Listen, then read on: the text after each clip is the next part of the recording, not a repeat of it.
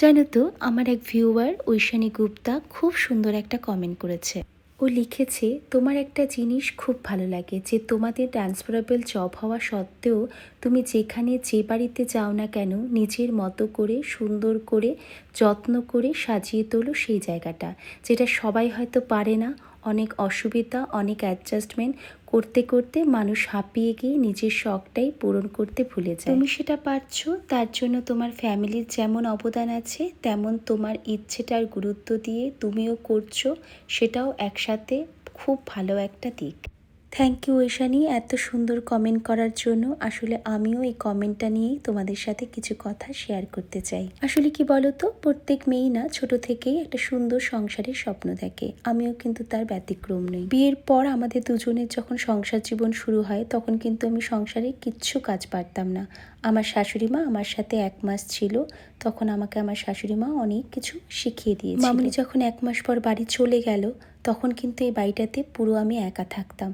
আমার হাজব্যান্ড সকালবেলায় অফিস চলে যেত, রাত্রিবেলায় ওই 6টা-7টা নাগাদ বাড়িতে ফিরত। তখন আমার হাজব্যান্ড কোয়ার্টার পায়নি বলে আমাকে তখন পানিপাত সিটিতে থাকতে হতো, রেন্টে থাকতে হতো। তার ওপর আমি একটা ওয়েস্ট বেঙ্গলের ছোট্ট শহরের মেয়ে, সেখান থেকে চলে এসেছি আমি হরিয়ানা। কোনো কালচারের মিল নেই, কোনো ফুডের মিল নেই, খুব একাকিত্ব লাগতো। সারাক্ষণ ঘড়ির দিকে তাকিয়ে থাকতাম কখন 6টা বাজবে আর কখন আমার হাজব্যান্ড বাড়িতে আসবে। আর সেই সময় ফেসবুকও এত অ্যাক্টিভ ছিল না, আমারও তো ফেসবুক অ্যাকাউন্টও ছিল না যে আমি সারাদিন ফেসবুক দেখে দেখে টাইম স্পেন্ড করব।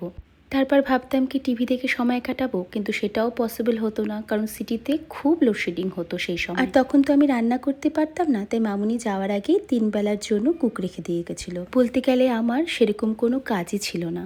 তখন আমি আস্তে আস্তে ঘর গোছাতে শুরু করি নিজের মনটাকে ভালো রাখার জন্য। আর আমার নিচে যে ল্যান্ডলেডি থাকতো তার সাথে গিয়ে গল্প করতাম ঘন্টার পর ঘন্টা। আর জানো তো, সেই সময় আমার কিন্তু খুব একটা ফার্নিচারও ছিল না, কিন্তু যেটুকুনি ফার্নিচার ছিল সেটাকেই খুব পরিপাটি করে গুছিয়ে রাখতাম। তখন আমি একটা জিনিস ফিল করি জানো, যে তুমি যদি সবসময় নিজেকে ব্যস্ত রাখো না, তুমি কখনোই কিন্তু বোর ফিল করবে না, তুমি কখনোই ডিপ্রেসড হবে না। আর জানো তো, ওই সময় না আমার ফ্রেন্ড ছিল, না জায়গাটাকে আমি ভালো করে চিনতাম, তবুও আমার একটা ফোঁটাও খারাপ লাগতো না। যখন আমার মা বাপের জন্য খুব মন খারাপ করতো বা আমার ফ্রেন্ডদের কথা খুব মনে পড়তো, তখন আমি নিচে আন্টির কাছে চলে যেতাম, 2-1 ঘন্টা ওখানে বসে সময় কাটাতাম, আবার উপরে চলে আসতাম। ঘরে ঢুকে নিজের কোনো কাজ নিয়ে বিজি হয়ে যেতাম, তখন ঠিক মনটা আবার ভালো লাগতে শুরু করে দিত। আর এটা ঠিক, ফ্যামিলির সাপোর্টটা ভীষণ দরকার ভালো থাকার জন্য। আর সাথে এটাও ভাবা উচিত যে কোন জিনিসটা তোমাকে ভালো রাখবে, কারণ তুমি যদি ভালো থাকো তুমি তোমার চারপাশের পরিবেশটাকেও ভালো রাখতে পারবে। তো চলো, আজকের ব্লগটা এখানেই শেষ করছি। তোমরা সবাই ভালো থেকো, আবার দেখা হবে অন্য কোনো ব্লগে। টাটা।